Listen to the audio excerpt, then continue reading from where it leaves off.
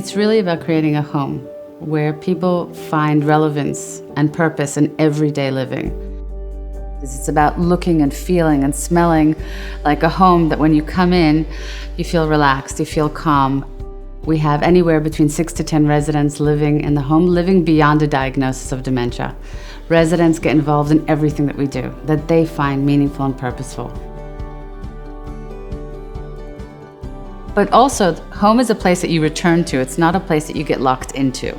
So home is very much about going out into the neighborhood, going for walks, going for a coffee, picking up the newspaper.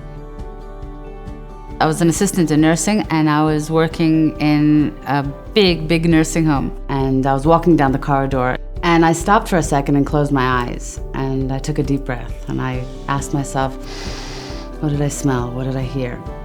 And when I opened my eyes, I looked around and I thought, could I live here? Or could I put someone I love in this environment? And I couldn't. And I asked myself, well, if not here, what else was out there?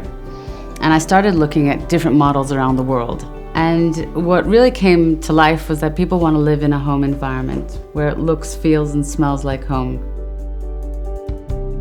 It's not a one-size-fits-all approach. It's about understanding the person's life story, celebrating their life story. It's finding what's relevant and what's meaningful and purposeful. And that means different things for different people. The industry loves to refer or label people living with dementia with behavioral and psychological symptoms of dementia. We like to call them unmet needs. Instead of labeling it as a problem, let's start exploring what is the unmet need and then meet that need essentially. We had a couple that literally they knocked on the door one day. The children had been to several aged care facilities. The dad was palliating and the mom had dementia. And every aged care facility wanted to separate them. They were married for 62 years. And they said, would you take them together? And I sort of said, well, why not? And in my mind, if someone wakes up and goes to sleep every night for 62 years together, why would you separate them?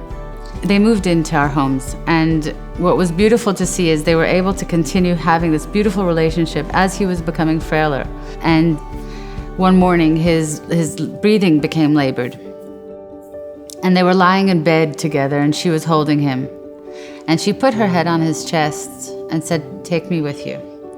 And after a couple of minutes of her holding him, he passed. At that moment, we know that we're doing the right thing. And I love when I have a meeting and someone says to me, I'm standing outside one of your homes and I'm not sure I'm in the right place.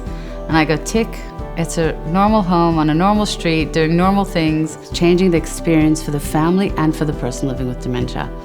And for me to be part of that is humbling.